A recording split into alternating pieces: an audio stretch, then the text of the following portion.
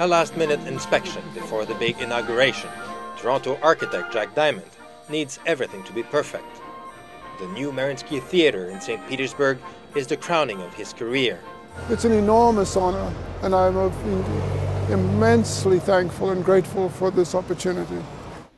The Mariinsky II, as it is called, is by far the most ambitious opera house ever built. How many floors below us? 3. And up there? The total is 7 floors altogether. It's huge. It's enormous. It's a whole city block.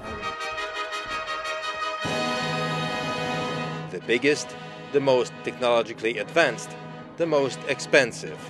Price tag, $750 million. Founded in 1860, the Mariinsky Theatre, or the Kirov as it was once called, has always been the pride of St. Petersburg, the pride of Russia. Ballet legends such as Nureyev and Baryshnikov have all started their career here. But the famous historical building is getting old, unfit for modern productions. 10 years ago, Valery Gergiev, the Mariinsky Theatre's artistic director, one of the world's most acclaimed orchestral conductors, embarked on a quest to build a new opera house. He wanted nothing but the best. He found it in Toronto, while visiting the Four Seasons Center for Performing Arts, along with its designer, Jack Diamond. It's very simple. I saw myself opera house in Toronto and I was convinced acoustically, aesthetically.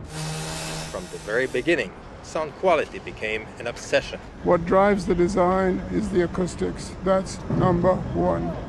But that was just one of the many challenges. For the citizens of a historical city like St. Petersburg, what it looks like is every bit as important. The trick that we're trying to pull off is to have an authentically contemporary building that fits with the historic context of St. Petersburg. Trying to please everyone, however, soon proved to be mission impossible.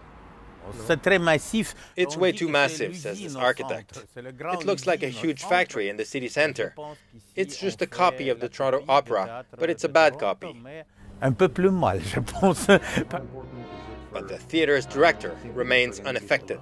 I think I will be very, very proud of it when we open. I'm sure that the artists also make it a place which will sound glorious and the productions will look fantastic on stage.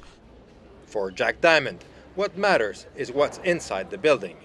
A gigantic lobby with suspended staircases and a backlit onyx wall surrounding the freestanding auditorium.